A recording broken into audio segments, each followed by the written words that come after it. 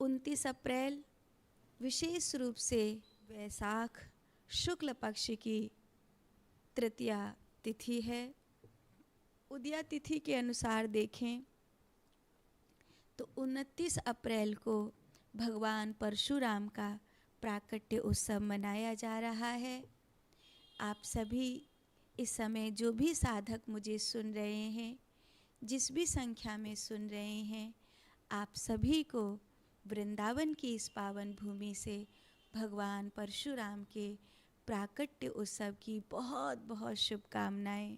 भगवान परशुराम चिरंजीवी हैं। कहते हैं आज भी भगवान परशुराम इस धरती पर मौजूद हैं और ज्ञानगंज में कैलाश की उन कंदराओं में जहाँ वो सभी चिरंजीवी महापुरुष रहते हैं, वहीं पर भगवान परशुराम जी का भी ज्ञानगंज तपस्या स्थली में निवास है। उनकी ऊर्जा, उनका होना मनुष्य को प्राप्त हो सकता है, लेकिन अभी कलयुग के विसर्जन का इंतज़ार है। कलयुग के विसर्जन के साथ ही ये जो चिरंजीवी महापुरुष हैं, निश्चित ही ये फिर से धरती पर सतयुग ले आएंगे। भगवान परशुराम साधारण नहीं हैं। द्रोणाचार्य जी जैसे कि गुरु हैं, कर्ण उनका शिष्य है। भगवान परशुराम बहुत दिव्य महात्मा है। भगवान परशुराम ने पितामह भीष्म को भी शस्त्र का ज्ञान दिया है। भगवान परशुराम ने अपनी इंद्रियों पर संयम किस प्रकार किया जाता है ये सिखाया है। क्षत्रियों के अहंकार को चुनौती दी थी उस समय जब उन्होंने सारे संसार में अपने बल के अहंकार से अराजकता फैला दी थी। भगवान परशुराम महादेव के शिष्य हैं। भगवान परशुराम महादेव के शिष्य हैं। महादेव ने ही भगवान परशुराम जी को जो फरसा है वो दिया है, नाम भी उन्होंने दिया है और शस्त्र भी उन्होंने दिया है।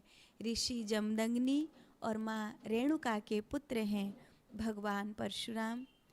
ये जमदग्नि ऋषि ने ही चरु बनाया था, लेकिन अपनी पत्नी की माँ के लिए बनाया था, क्योंकि उनकी पत्नी रेणुका के कोई भाई नहीं था। इसीलिए एक ऐसा चरु बनाया जिसमें शौर्यता, वीर्यता, भगवतीयता सब कुछ हो और वो चंद्रवंश को रोशन कर दे। लेकिन दोनों माँ बेटी से भूल हुई और जो गादी पत्नी को चरु पीना था वो रेणुका ने पिया और माँ रेणुका को जो चरु पीना था वो गादी पत्नी ने पिया।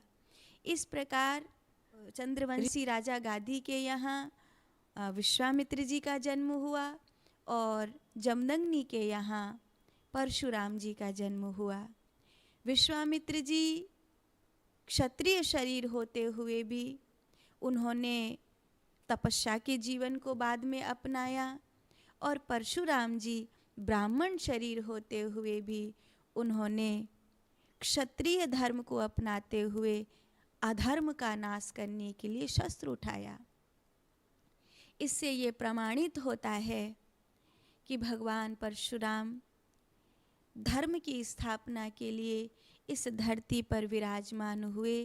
अगर वो आज भी जीवित हैं और वो चिरंजीवी हैं तो निश्चित भगवान परशुराम का तेज, भगवान परशुराम का शौर्य, भगवान परशुराम की दिव्यता हिंदुओं में, सनातन धर्मियों में विराजमान है।